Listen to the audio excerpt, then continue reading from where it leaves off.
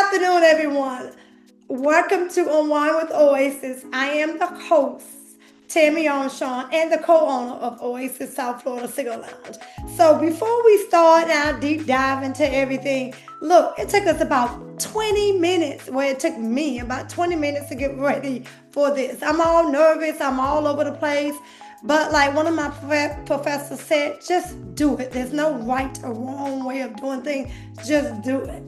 So now let's get back on talking. So my name is Tammy Armstrong. I am the co-host of Oasis South Florida Cigar Lounge. I've served in the military for about 26 years. And from my military experience, that's where I learned a lot about my leadership experience. About when it comes to leadership, it's about the service, it's about the trust, and it's about helping others to succeed. So today I am excited to sit down with Dr. Pete for him to discuss about his military leadership and his business ownership from his perspective. So Dr. Pete, thank you for joining us today. For those who may not know you, can you tell us a little bit about yourself and your background? What inspired you to join the military, and how has your leadership skills stayed with you throughout your career? Well, that's a lot of questions. Well, we'll start with one first. Yeah, so my name is Dr. Pete. I'm actually a healthcare executive and a professor. I started off in the Army as a combat medic, and then when I went to war, came back, I decided that, being a medic was not gonna pay well in the future. I wanted to sustain good pay. So I went ahead and went to respiratory therapy school and became a respiratory therapist. And I've navigated that world for a while, and then I made a dip into operations and became a nursing home administrator. And so I've been serving as a nursing home administrator now for the last 10 or so years out of my 30 years in healthcare. So I enjoy what I do. The Army, the reason why I joined the Army actually was on a dare. I had a couple of friends that did it, and they say, hey, if you come in and you get somebody else in, you'll make rank quicker. And so little did I know there was a war going on.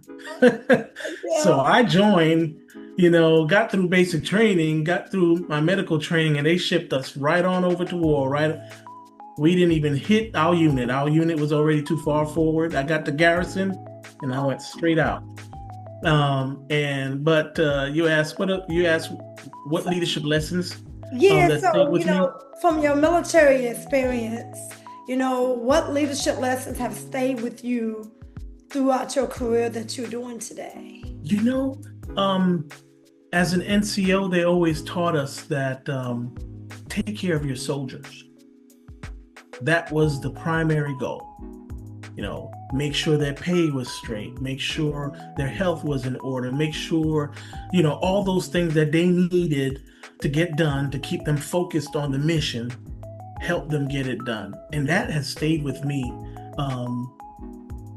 for all my life. And what that did for me in the civilian sector was take care of my staff, because if I take care of my staff, they will take care of the customer. They will take care of the patient. They will take care of the resident. So I make sure that all their needs are met. And that's kind of like servant leadership, right? Mm-hmm. So I make sure all their needs are met. And if all their needs are met, if you take care of the staff, they'll take care of your customer. I want to say amen and amen and amen to that. Mm-hmm. Wow, that was amazing.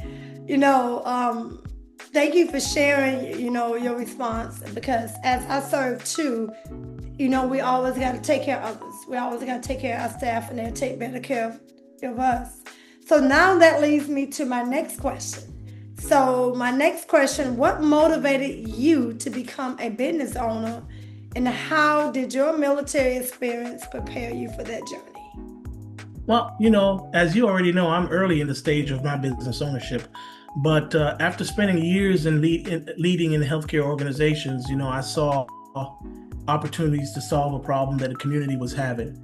And that was with transportation. There were transportation barriers that prevent people from getting to their medical appointment and receive the care that they need, for whatever reason. And that inspired me to start Vital Link Services.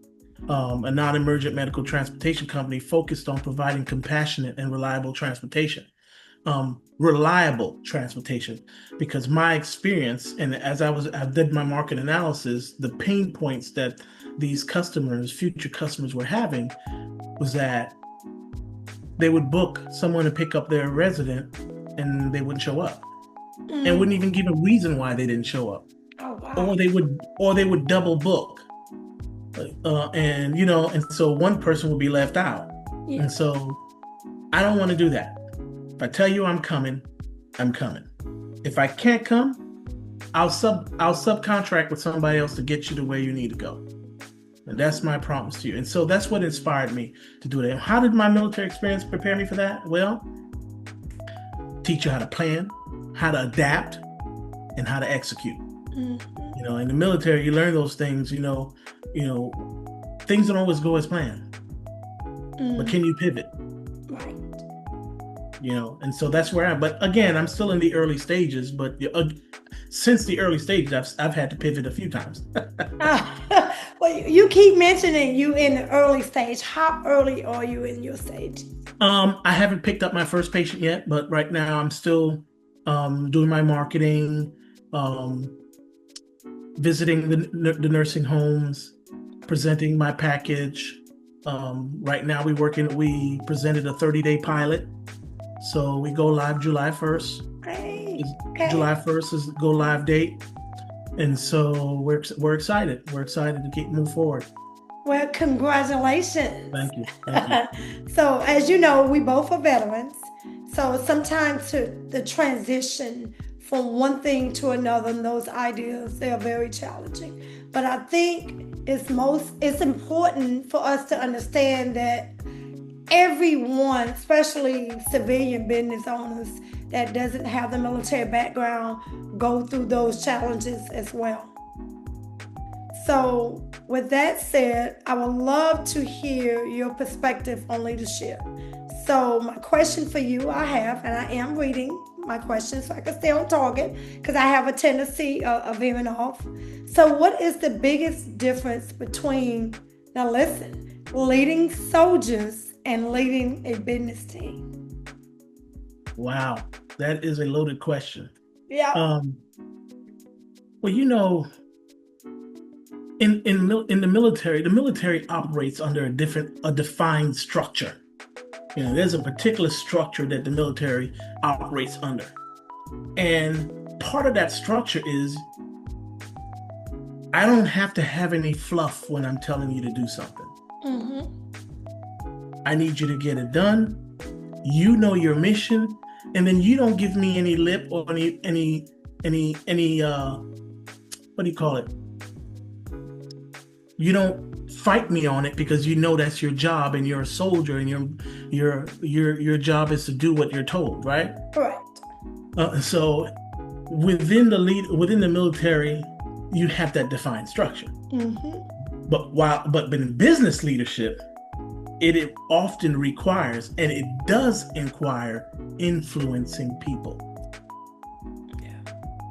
It's not to say that you don't influence soldiers, because you got to get soldiers you got to take care of them so they'll do whatever they can for you. Correct. But when it comes to getting somebody in the civilian sector to do something, they have to have buy-in. There's got to be a reason that connects with them on a moral and ethical, or within their own vision or dreams. Think about you. Right. If you went to work in the civilian sector and their vision and mission didn't align with your personal vision and mission, would you stay there? No.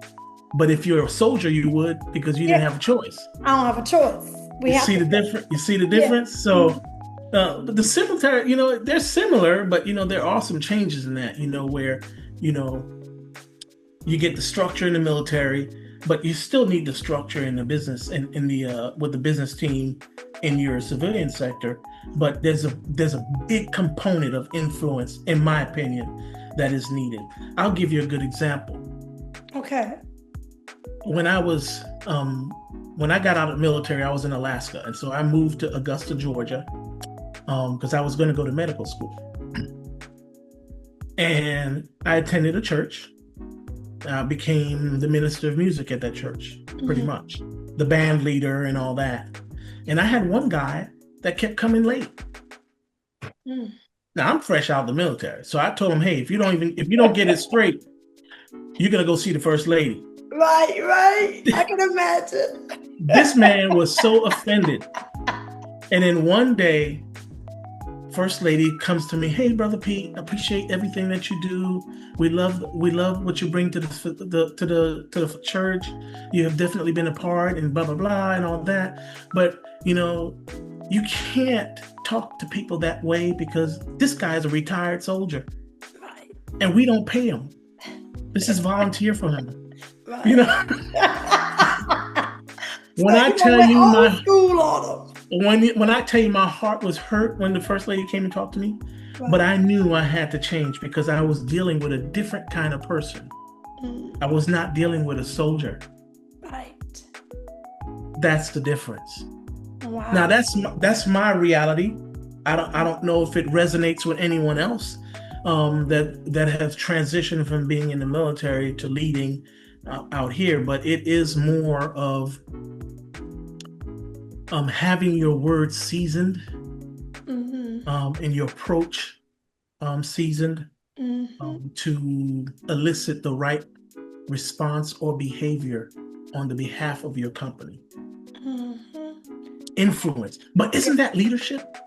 I was getting ready to say that. Isn't that leadership? It's influence. Whether it's a soldier or it's in the business sector, it's still influence.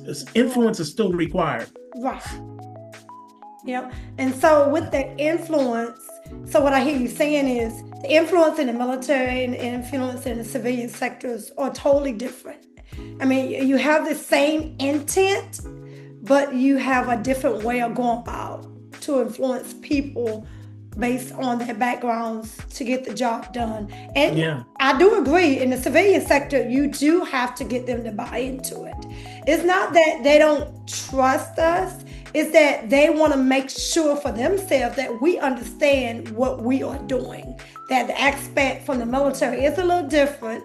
And I do, me have worked with a lot of civilians within the last 12 months. They know we got the discipline. They know, they trust us. They know we know selfless service. But what I encounter is, can we let some of the military mentality go?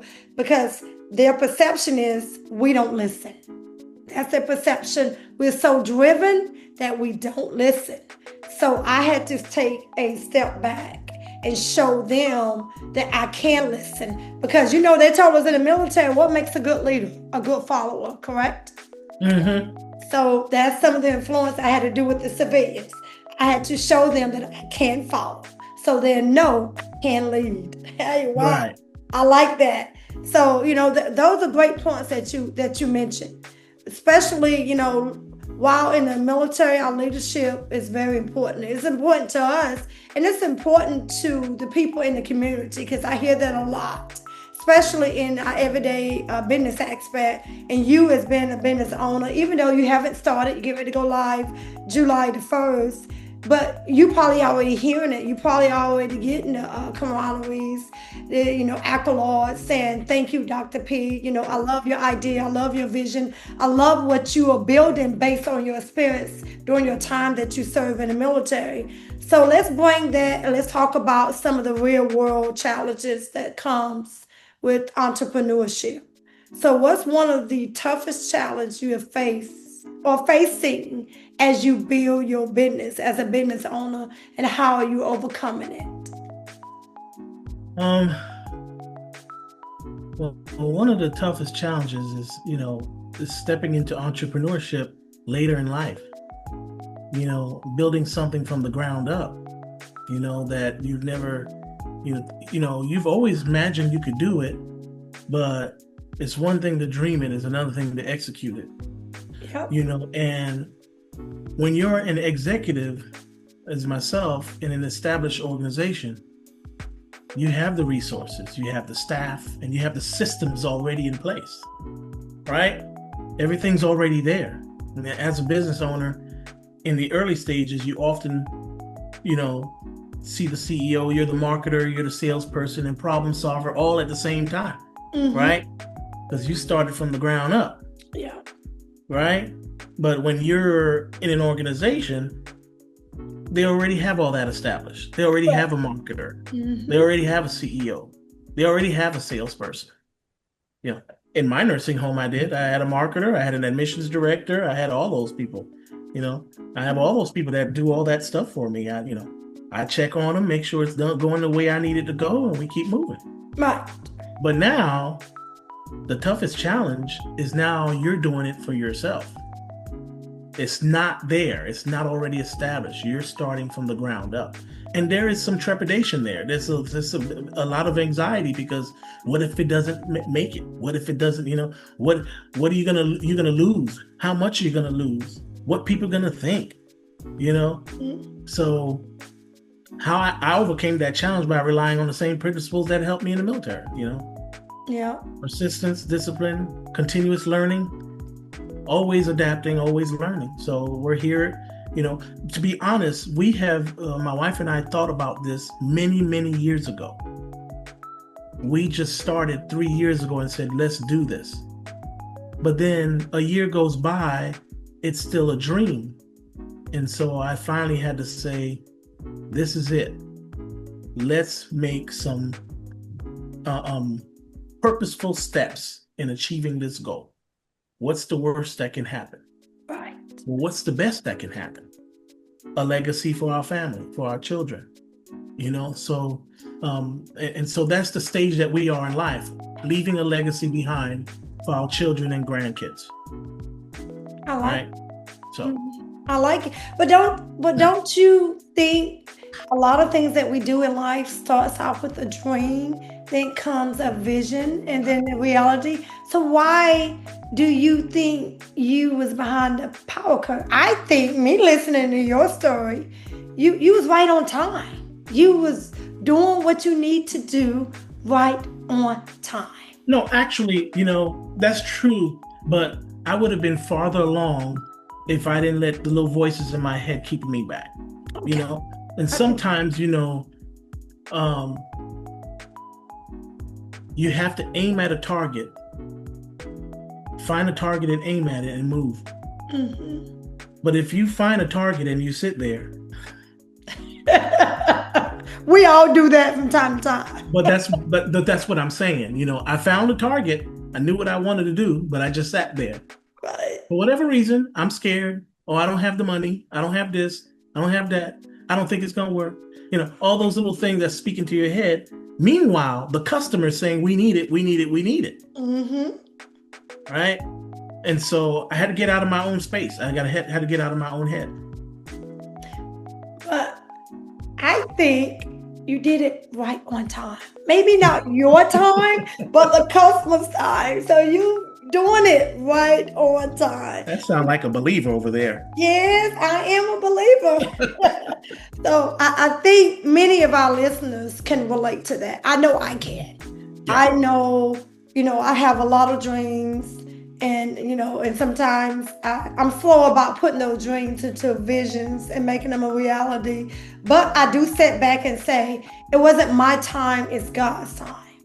And if I do it on God's time, then I can give I can see what the customers want. I can cater and tailor everything to that customer because I took my time.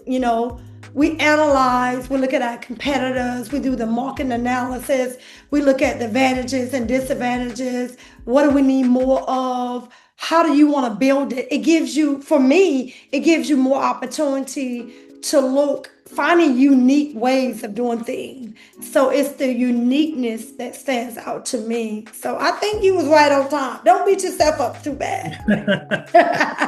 Because there are many veterans that are listening to our conversations today. I used to tell my soldiers, my civilians, and my family, I say, I want a platform so I can speak. I used to always be the person in the military to do all the writing for the colonels, the generals, getting the platform ready for them to speak, briefing them on what to say and what not to say.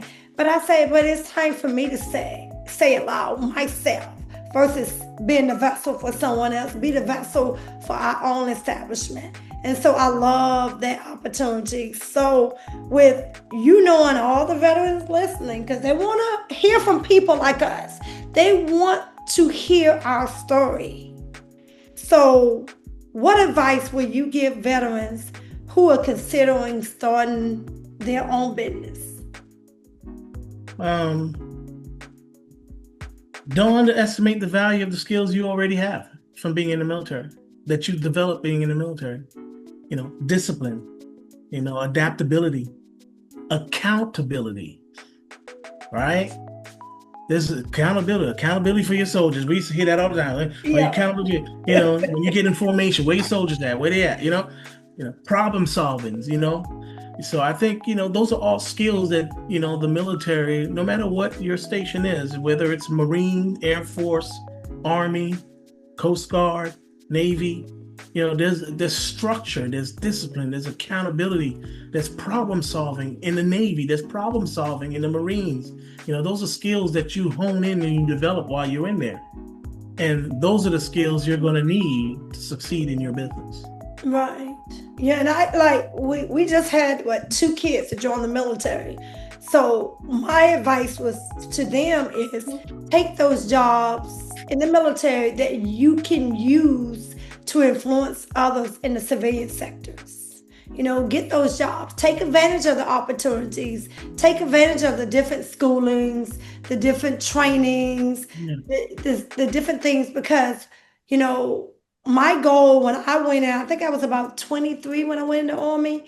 And one thing that I told Tammy, I say the way you go in is not going to be the way you come out. You're going to come out better than the way you went in. So I went in 23, single parent. I had 1 child, didn't know how to be a parent, didn't have a clue. Then I tried college. College wasn't for me.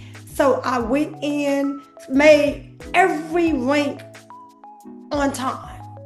Primary zone. Started, I was very ambitious, very hungry. I want to know. I was, when my boss used to tell me to do things back in the military, I say, I understand what I need to do, but I need to understand why I need to do it. Why are we doing this? Because my staff would tell you, I do not like doing something because someone told you to do so. Because they tell you to do it, that don't mean it's right. So my thing, I used to challenge people, and this was before I became a leader. I would challenge all my supervisors. I said, I understand the mission, I understand the task at hand, but I need to understand for me so I can make sure that it aligns with my values and belief. Why are we doing this? And so when I crossed over from being enlisted and I retired as an officer, so I will always tell my staff, I challenge you. If I'm wrong, it's okay. Come to me, present it to me, and we'll revisit it and we'll redo it. You know what? My way may not be the right way. My way may be from 15 years ago. You know how sometimes those old school get stuck in the military and don't want to conform and change. So, that's a very important concept, a point that you made. There's a book by Patrick Lencioni called The 5 Dysfunctions of a Team. Mm-hmm. And the second dysfunction is fear of conflict. Yeah. The first one is absence of trust. The second one is fear of conflict. Mm-hmm. And what he means by that is team members need to feel comfortable enough to have heated debate without retribution. Exactly. So take their ideas and they don't feel inferior, but they feel a part of this discussion. Their advice may not be taken, but it was considered. Yes. Right. And so, and then you build your team that way. Mm-hmm. So that's a good point that I like that you made. There's a couple more things I would tell them. I said, don't be afraid to ask for help. Team up with people, build relationships, go out, go to meetings, and we're a part of a veteran organization right now. Building our business, there are resources out there that you can find to help you. And then lastly, success takes time. Mm-hmm. It's not microwave. Right. You're gonna lose a battle, but you're not gonna lose the war. You may have to pivot and do something different. What you thought was gonna work may not have worked, and you have to. I thought it was gonna be a wheelchair thing. You sound like my husband. I thought it was going to be wheelchair. But when my daughter and I went marketing last week, the pain point was stretcher. Do you have stretcher? We need somebody that can. We have patients that can't go in a wheelchair. They have to be in a gurney. Mm-hmm. I was like, we visited like 5 facilities, like 3 or 4 of them said the same thing. It was like, we got to pivot. But that was an easy pivot because you haven't launched yet 1 July. So you caught it in advance. So So that's the value proposition, So again, so my point is, we just got to be open to pivot. Your job is not to make it sound cute. The job is to solve a problem. If you're not solving the problem, then you're not in business, or your business is not going to succeed. Yeah, and that's what one of my bosses used to say. Tammy, if you come to me with an issue, then you come with me with a solution. Never bring me the problem and you haven't thought about how to fix it. So when he told me that, I was like, oh, okay, I will come with a big old book. I love solving problems. So that's why I'm Black Belt Lean Six Sigma Leader certified. So as we begin to wrap up our conversations, I like to end this on a personal note. We ask all our guests this. At Oasis, South Florida Cigar Lounge, our motto is relax, unwind, and enjoy. So I would like to know, what do those 3 words mean to you, and how do you adopt that in your everyday living? Relax, unwind, and enjoy? Yes. Well, soldier to soldier. Having PTSD, it is very difficult to relax. Sometimes, even when you call yourself on vacation, you like, I feel like I'm supposed to be doing something. And then you have then my wife is like, it's okay. It's okay. You can relax. We don't have to do anything. We could just sit here. So it's a very difficult thing to do when you're always busy doing something. When you're a healthcare executive, it's nonstop. There is no downtime. You get called at night. You get called during the day. You get called on a weekend. Even when you're on PTO, my wife says, I have to take you out of the country to get peace of mind. True. So for me, relax, enjoy, relax to me just means disconnect and allow and center yourself internally, if that makes sense. It does. Because there's a lot of, I don't want to say distraction, but stimulations or stimulants. Mm-hmm. We need to push those aside to really harness the inner side of us. Do you know that when you do that, you get better ideas? You do. You can sleep better too. More ideas come up, and so it's like, oh man, why not think of that? Because your mind was cloudy the whole time. If you could just settle yourself, relax and enjoy, and so that's what I would take out of that, remove the stimulants. Yes. Remove the stimulants and allow yourself. And one of the things I like to do now is I like to go sit out in the sun. That sounds relaxing. Some call it ground therapy.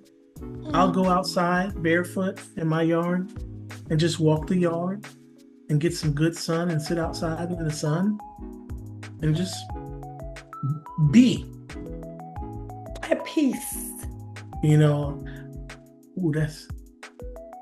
That sounds like another short for me.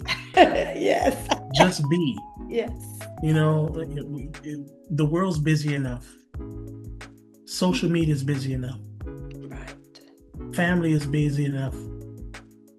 I got 15 grandkids. Oh, wow. Six of them are living here. Oh, a blessing. Right here. Oh, wow. Wow. So there's a lot of stimulation. So sometimes it's good to just be, Yeah.